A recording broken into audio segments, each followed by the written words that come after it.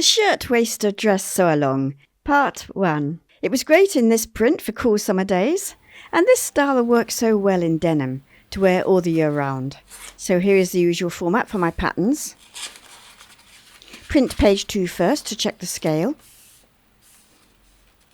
The pattern pieces, fabric and notions requirements, layouts for the most common fabric widths, a page of explanatory notes about my patterns, and then the pattern itself. Easy format, no trimming. Check out my guides. I will need interfacing, a concealed zip, length 24 inches or 60 centimeters, which will go in the side seam, stay tape to keep the slanted pocket in shape, regular thread for seams, and top stitching thread. I already have a selection of colours. I rather like this sandy colour. It will go well with this dark denim. And of course the denim itself. Check my website for suppliers. It is pre-washed. It just needs a press before cutting out. And I nearly forgot the buttons. I thought I might have something suitable, as I like to use what I have. But I think I'll have to order some. So now to the making up. Marking up the pattern accurately makes making up so much easier. Tailor tack all dots. So that's a double stitch each time, leaving a generous loop between stitches.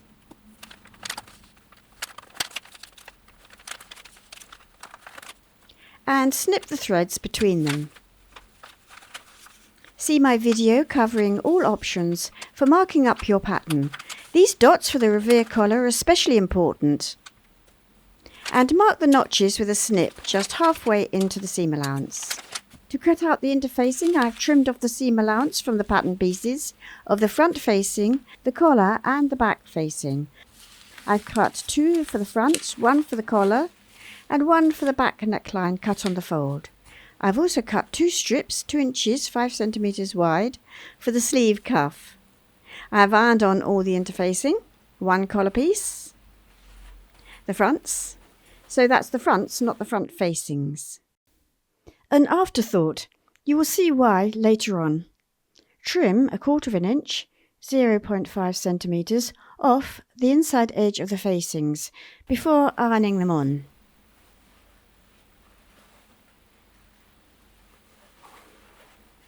The back neckline is interfaced, and the 2 strips above the fold line of the sleeve cuff.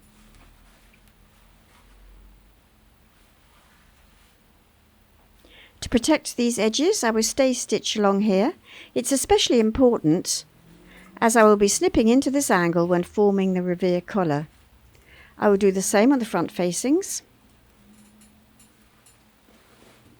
I will also stay stitch along the back neckline to stop it from stretching. I will then stitch all the darts, the back darts at the waist, and the front bust and waist darts. Stay stitch just inside the seam allowance, as you don't want to risk it showing. Go just past the second dot.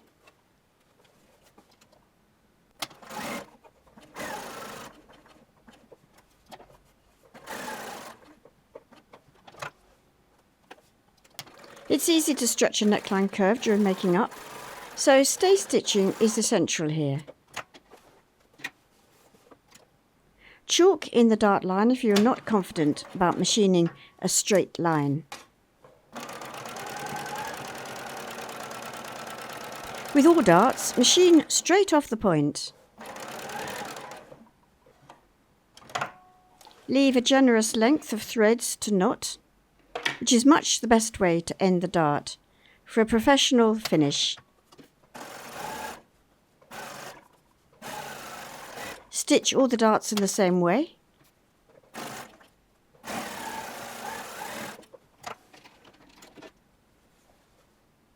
Remove tailor tacks as you go along. So much easier than leaving it to the end.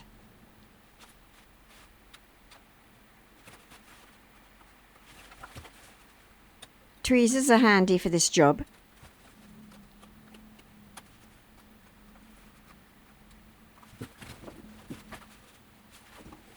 Then make sure to knot off all the dart threads.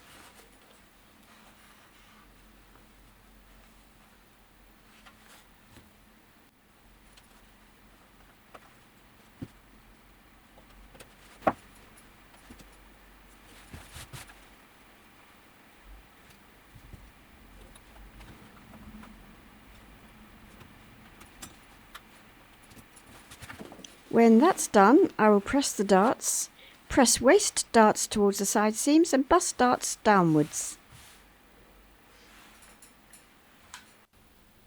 So with the darts pressed, I will join the front to the back at the shoulder seams.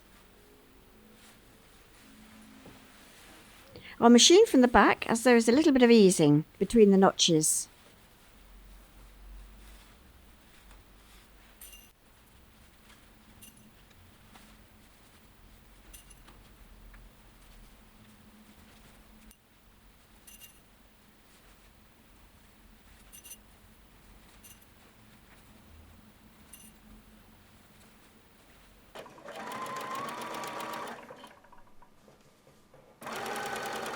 This is a drop shoulder style, so the shoulder seam curves a little.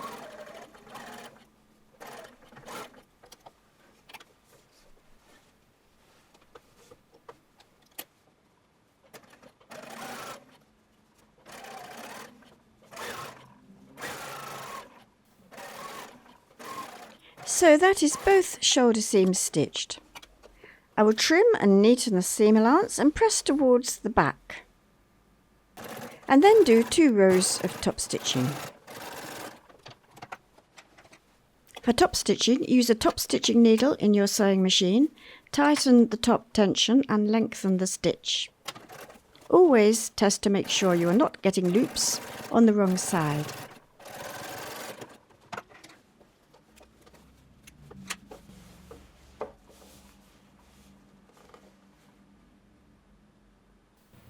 That is looking good.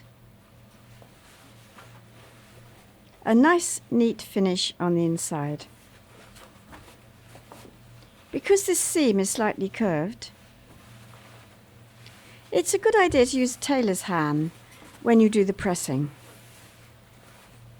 You want to retain the nice shaping.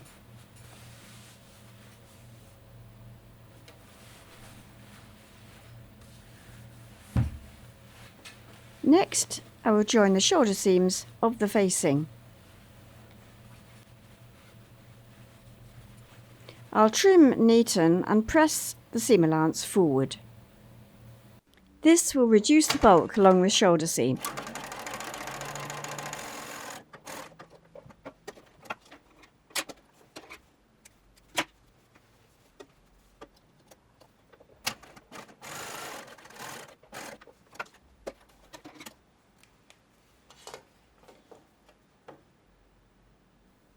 In part 2, I construct the revere collar and add the button fastening.